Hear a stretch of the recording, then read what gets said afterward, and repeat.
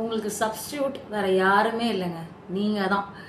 கொஞ்சம் ஓவராக போயிட்டுருக்கீங்களோ அப்படின்னு கூட எனக்கு தோணுச்சு. பட் ஓகே, இதை நான் வந்து இப்படி தான் பார்க்கணும் அப்படின்னு சொல்லி நான் புரிஞ்சுக்கிட்டேன். ப்ளோயர் ஓன் ட்ரம்பட்னு ஒரு கான்செப்ட் இருக்குது. அது வந்து அத்தியாவசியம் தான். ஏன்னு வச்சுக்கோங்களேன், சில டைம் வந்து நம்மளை பற்றி நாமளே வந்து சொல்லாத வரைக்கும் அடுத்தவங்களுக்கு வந்து தெரியாது. நம்மக்கிட்ட இந்த ஸ்கில்ஸ்லாம் இருக்குது அப்படின்னு தெரிஞ்சால் மட்டும்தான் நமக்கு வர ஆப்பர்ச்சுனிட்டியும் வரும். கரெக்டுங்களா? அந்த கான்செப்டை உங்களுக்கு வந்து ரொம்ப ஈஸியாக புரிஞ்சுக்கணும், அதை மற்றவங்க எப்படி பண்ணுறாங்கன்றது உங்களுக்கு தெரிஞ்சுக்கணும் அப்படின்னா நீங்கள் பண்ண வேண்டியதெல்லாம் ஒரே விஷயம்தான்.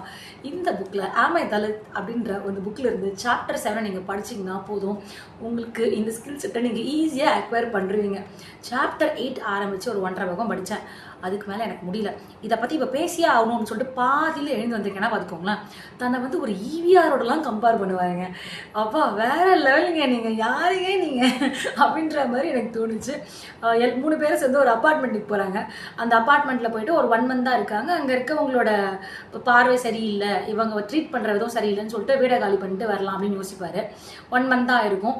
அங்கேருந்து நான் எந்த பொருளையும் எடுத்துகிட்டு வரல அப்படின்வாரு. ஏன்னா ஏதாவது பொருள் எடுத்துட்டேன் அப்படின்னா அந்த பழி வந்து அவன் மேலே வந்துடும். ஏன்னா ஒரு தலித் அவள் எடுத்துருப்பா அப்படின்னு சொல்லி எல்லாரும் அவன் மேலே பட்டம் கட்டிடுவாங்க அப்படின்னு யோசிக்கிறாரு.